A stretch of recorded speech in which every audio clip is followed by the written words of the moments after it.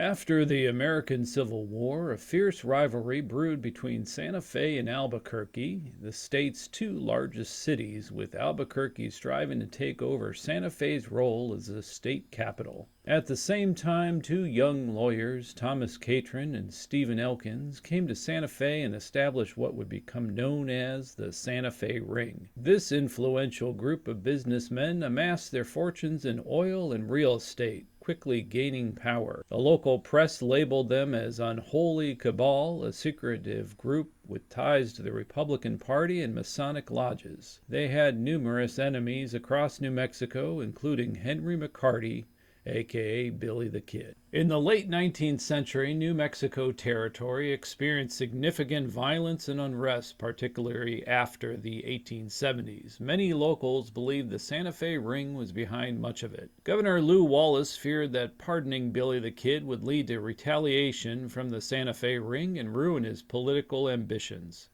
This fear led to an unjust outcome, the creation of the Billy the Kid outlaw legend, a narrative crafted by the Ring and Wallace to cover up their extensive land thefts, wrongful prosecutions, and murder. The Ring used the legend to divert attention from their misdeeds and to maintain their grip on power. The conflicts in Colfax and Lincoln counties were closely linked, with many of the same people involved. Understanding the issues in Lincoln County required knowledge of the earlier Colfax troubles. The Treaty of Guadalupe Hidalgo, which transferred territories from Mexico to the United States, included provisions to protect Mexican property rights. However, the system to resolve land disputes proved ineffective, as many grant recipients were poor and unfamiliar with American legal processes. This situation allowed the Santa Fe Ring to control old land claims and take necessary actions to validate them. On March 1, 1873, Henry McCarty's mother, Catherine, married his stepfather, William Antrim, at the First Presbyterian Church on Grant Avenue in Santa Fe. Henry and his brother Joseph were present at the ceremony and enjoyed their time in the capital, where they learned Spanish and danced at festivals on the plaza. Paulita Maxwell described dancing of the time, and the girls wore modest gowns they made themselves, adorned with a rose or blossom, and used their eyes and fans to convey their emotions, creating an enchanting atmosphere. The folk music, performed by a small ensemble of violins, guitars, clarinets, and occasional drum, was a decorous event attended by people of all ages. The men upheld the traditions of chivalry, and the McCartys, like other gentlemen, were courteous. By the age of 12, Henry's family left Santa Fe for Silver City, where his mother passed away from tuberculosis, and William, their stepfather, separated the boys into foster care before leaving for Arizona. At the same time, Elkins and Catron brought Joseph G. Palin, Henry L. Waldo, and Robert H. Longwell into their fold.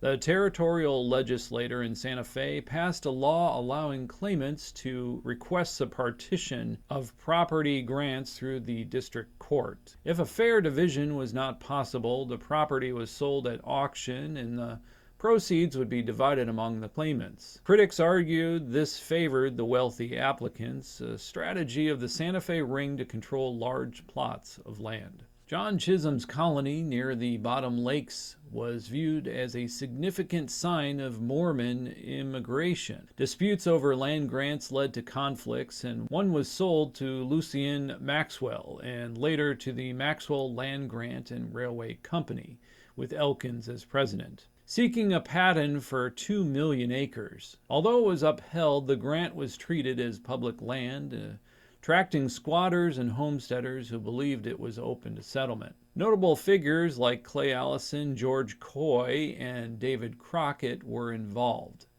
David was a descendant of the famous frontiersman. The new governor, Samuel Beach Axtell, was inaugurated on July 30th, 1875, former governor of the Mormon-controlled territory of Utah, following the sudden death of Marsh Giddings, which the Santa Fe Ring likely orchestrated. Axtell's term was plagued by accusations of collaborating with Mormon leaders to establish a Mormon kingdom. F.J. Tolby, a Methodist circuit rider, was a strong supporter of the Maxwell land grant settlers and openly criticized the Santa Fe ring. Despite warnings from Joseph Palin to stop, Tolby was found murdered on the Cimarron-Elizabethtown Road after threatening to expose Longwill and their deeds in the New York Sun.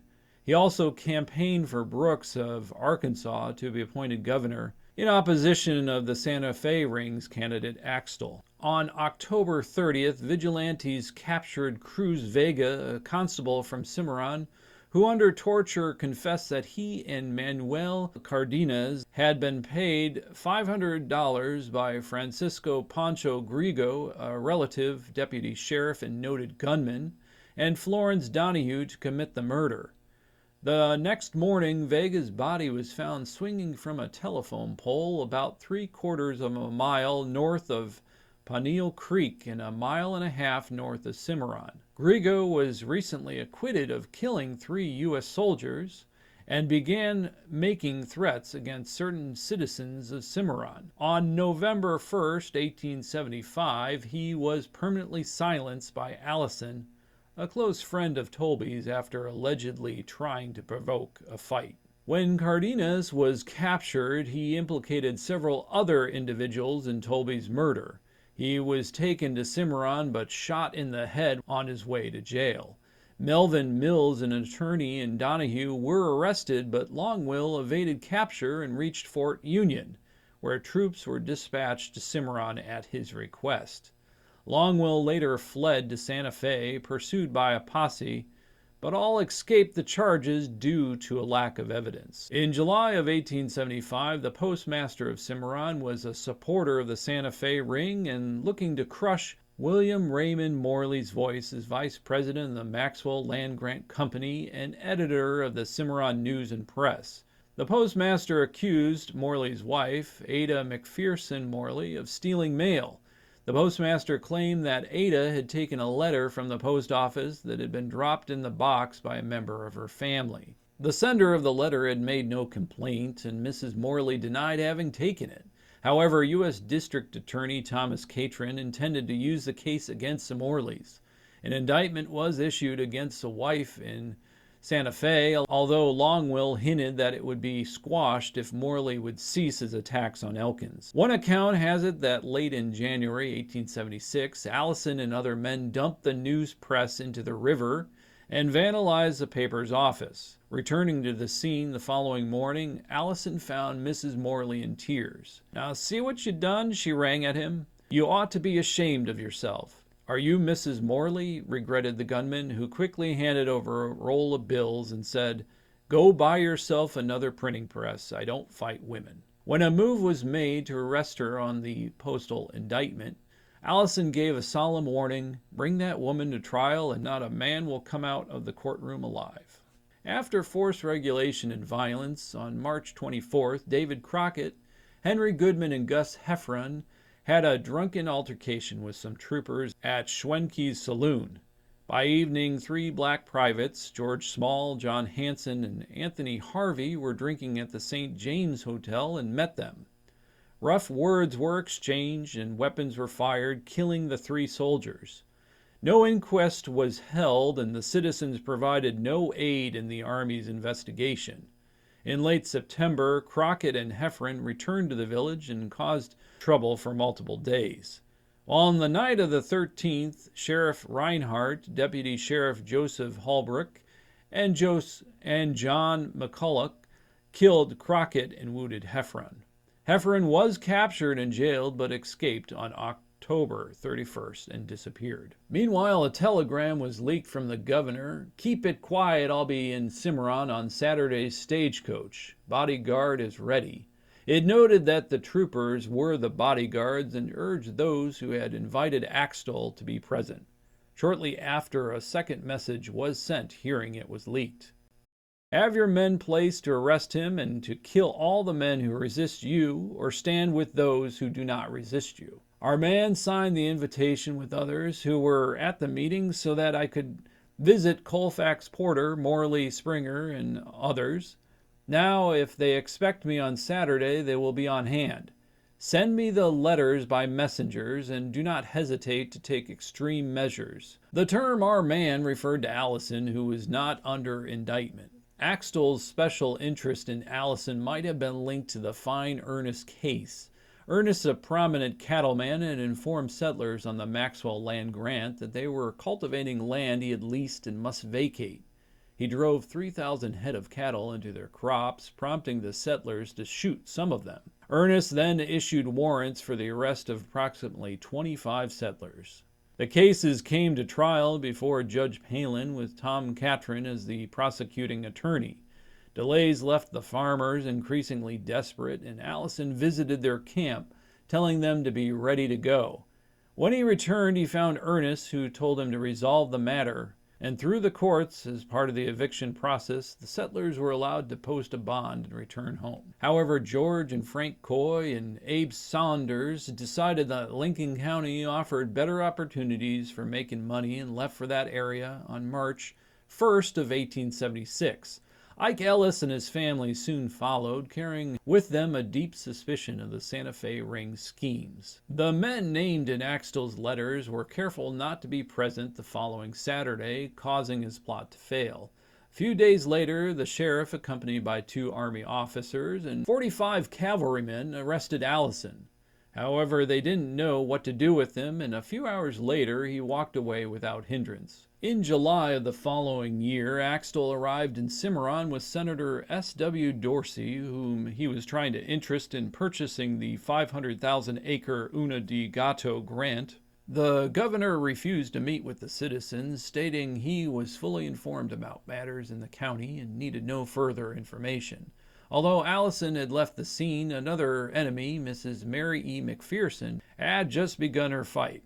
She was Mrs. Morley's mother and devoted her time and resources to remove Axtell. Many citizens signed petitions or wrote letters in support of the governor, including James J. Dolan, Judge Warren Bristol, and Lawrence G. Murphy, who called Axtell the best governor New Mexico has ever had. Undeterred, Mrs. McPherson submitted a 31-page document directly to the president in August supporting her earlier charges. By then, the Lincoln County troubles were about to explode, and Axtell's attempt to address them with the same techniques used in Colfax County proved disastrous. Axtell was removed from office in June of 1875 and replaced with Lew Wallace. With his departure, the Santa Fe ring lost much of its power in Colfax and Lincoln counties. Knowing the story of Billy the Kid, Lincoln County Sheriff Pat Garrett and his posse arrested Henry McCarty near a place called Stinking Springs, about 19 miles east of Fort Sumter. Garrett transported them by wagon to Fort Sumter and then to Las Vegas, New Mexico, where they spent the night in the San Miguel County Jail. The next day, they were put on a train to Santa Fe. The outlaws came in on the spur line that still runs between Lammy and Santa Fe, now known as the Sky Railway. Henry spent 3 months in the Santa Fe County Jail before being shipped to Las Masilas for trial. He was incarcerated in Santa Fe between December 27, 1880 to March 28, 1881. On December 28th, a reporter from the Las Vegas Gazette stopped by the 6-cell county jail on Water Street in Santa Fe to interview Henry, Billy Wilson, and Dave Rudabaugh. Henry was heavily shackled and lying on his cot, but rose as the heavy iron door swung open. The reporter started by saying the cell looked tidy. "Oh, this is a palace as compared with that place they put fellows in Vegas," said Henry. "We've been scrubbing up today," he continued, glancing around and contemplating their work. Henry seemed to be in good humor. "I'm getting up a terrible reputation. I got hold of the paper first when it was brought in," he said, "but I was ashamed to let others see it. Wasn't it savage?" he inquired. "I never had any beautiful Mexican girl with me. It was as much as I could do to take care of myself," was his disposition of the picture. But his eyes flashing as he spoke, "She was game, though. See the way she stood off the crowd after me?" The reporter thought for a moment. "If you go out, you could get up a show like Buffalo Bill. You have had advertising enough, if..." was his only comment. The trial for murder of Sheriff Brady began in Santa Fe with Albert Jennings Fountain, a disparaging writer about Henry that was chosen to represent him. After only 2 days of testimony, both sides of the case rested. The jury returned a verdict for first-degree murder, and Henry was to be sentenced to die on May 13th, being the only person convicted for any crimes from the Lincoln County War. Henry was delivered to Lincoln before escaping and being tracked by Pat Garrett to the home of Pete Maxwell on July 14th. Pete invited Garrett into his room while the others stayed on the porch. Garrett took a seat at the head of Pete's bed. Henry heard a commotion on the porch and whispered, "Kinez, who is it?" as he spoke to Pete while backing towards his room. Pete confirmed in a whisper to Garrett, "Elez, it's him," killing Henry with 2 shots. With their scapegoat dead, Catron and Elkins in the late 1800s managed to acquire around 80% of the land in northern New Mexico through dubious means. Catron won the mayoral race in Santa Fe from 1906 to 1908 before his death in 1921, while Elkins died in 1911. By the 1920s, Pauletta Maxwell, a witness of Henry's murder, shared she awoke to the sound of gunshots and found Pat Garrett, 2 other lawmen, and her brother Pete on the porch of the house. She broke down in tears when she saw his body. Although she wasn't in love with him for his affection laid elsewhere, she admitted liking him. She mentioned that Henry admires all along the Pecos River thanks to his charm, insisting he was more handsome and well-dressed than his photo led people to believe. She wondered if it was a staged photo by his enemies. Another witness, Delavina, a Navajo-Dene and close relation and family housekeeper of the Maxwells, became Billy's most devoted supporter. She visited him in jail and once brought him a scarf she had knitted. In return, Billy gave her the noted photograph, which came to her only after his capture. When Delavina witnessed Henry's death on July 14, 1881, she was tormented by his loss and later quoted as saying she was glad to live long enough to see Billy's killers all gone and buried, including Elkins and Catron. This has been Biographies of the West. My name is Lorin Morgan-Richards. Thanks for watching.